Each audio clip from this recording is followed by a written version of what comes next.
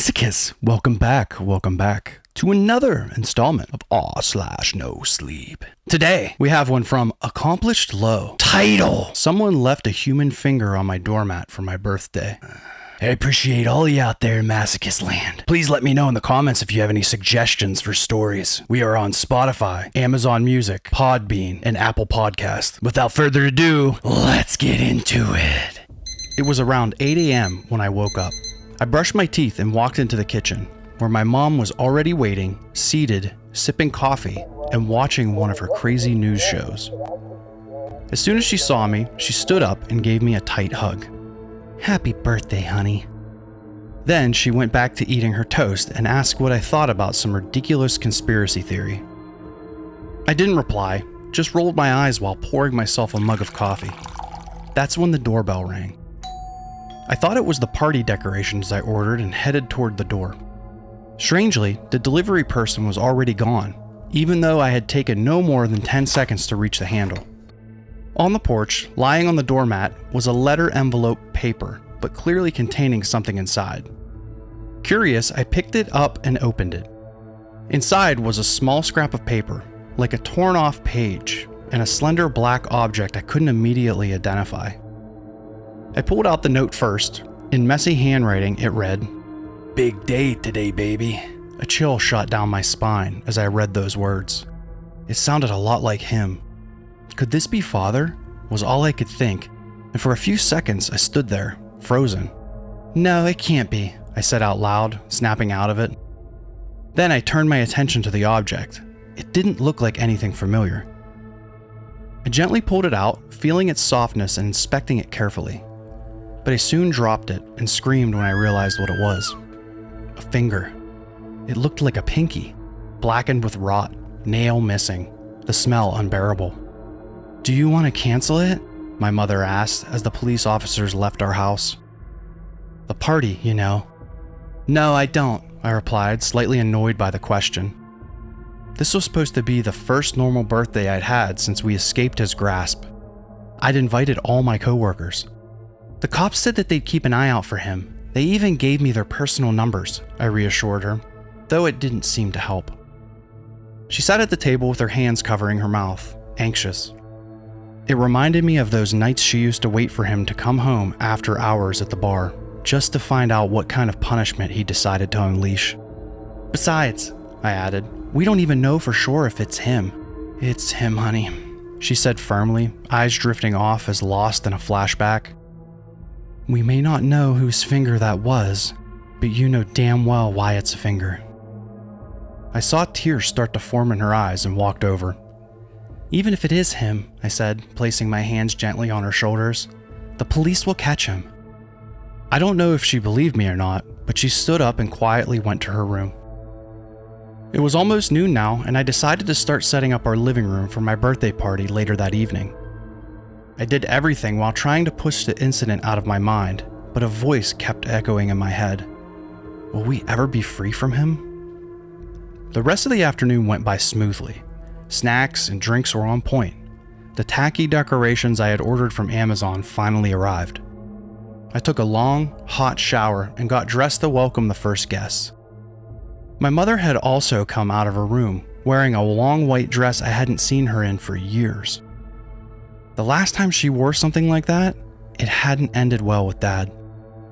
My two closest friends were among the first to arrive, and I couldn't resist pulling them aside to explain what was going on. Oh my God, Maria, one of them gasped, shaken. Do you think he's watching you or something? I don't know, I replied. But I've been texting the officer all afternoon. They're patrolling the neighborhood. They've been looking for him for a long time now. But why a finger? The other asked, intrigued.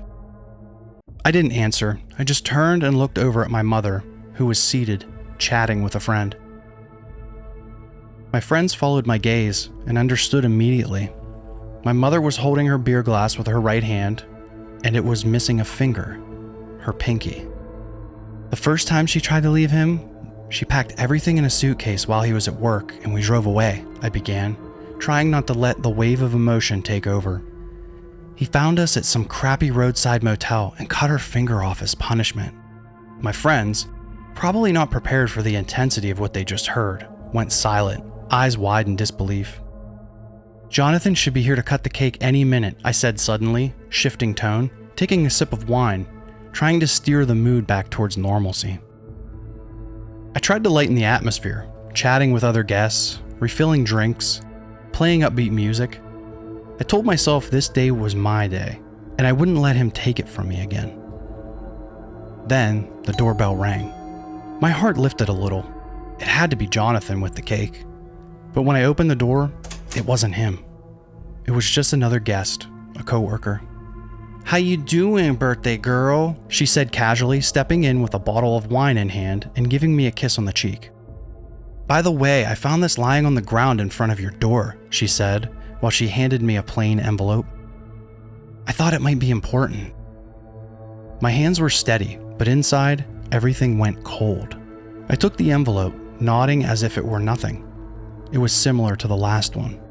It was another ripped piece of paper, the same messy handwriting. Thankfully, no finger this time. The message read, "Your present is coming, baby." I forced a smile for the guests, trying not to alarm anyone.